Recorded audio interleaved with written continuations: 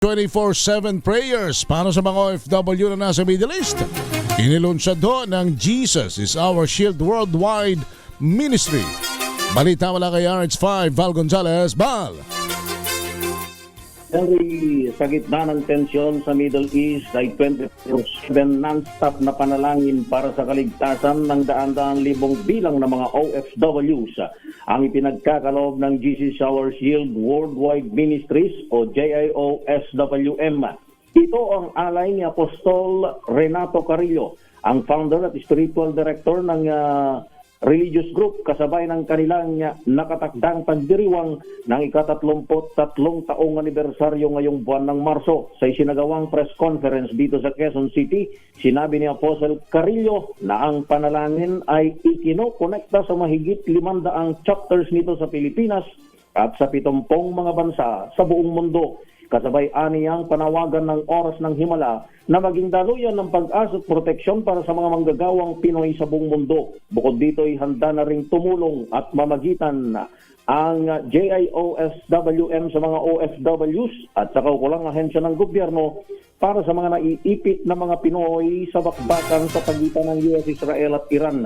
Ang inisyatibong ito ay bahagi ng Mission of Love in Action ni Prophetess Elena Carrillo na naglalayong magbigay ng tulong at pag-asa sa mga naapektuhan ng tensyon sa Gulf region. Habang lumalalang sitwasyon sa Middle East, nananawagan ng religious group sa mga mananampalataya na makiisa sa walang patid na panalangin para sa kaligtasan, kalusugan at pagbabalik sa Pilipinas ng mga OFWs.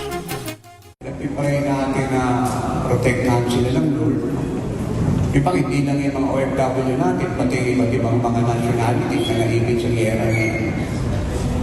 Meron kami 24/7 na prayer and all of them are included, no? Para tiyakin yung safety nila. Ikalawa, kaya sabi ko kanina, we advise them na magmataka, na magtiwala sa Diyos na hindi sila mapabayaan.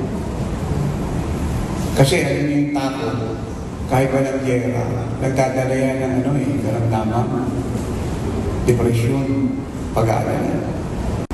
At yung iba naman, kung gusto nilang umuwi, so kung ano yung magagawa namin to help them. From the government to us, to the government. So, we offer that.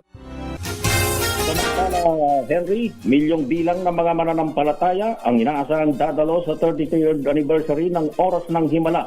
Ang pagdiriwang ay gaganapin sa dalawang lugar na magsisimula sa March 11 at 12, alauna ng hapon sa Worship Center ng Oras ng Himala sa EDSA Muñoz, Quezon City. At ang pangalawa ay sa Marikina Sports Center sa darating na March 15, araw ng linggo, alas 4 ng hapon, pero 1 p.m. pa lang ay bubuksan na ang gate ng sports complex sa lungsod ng Marikina.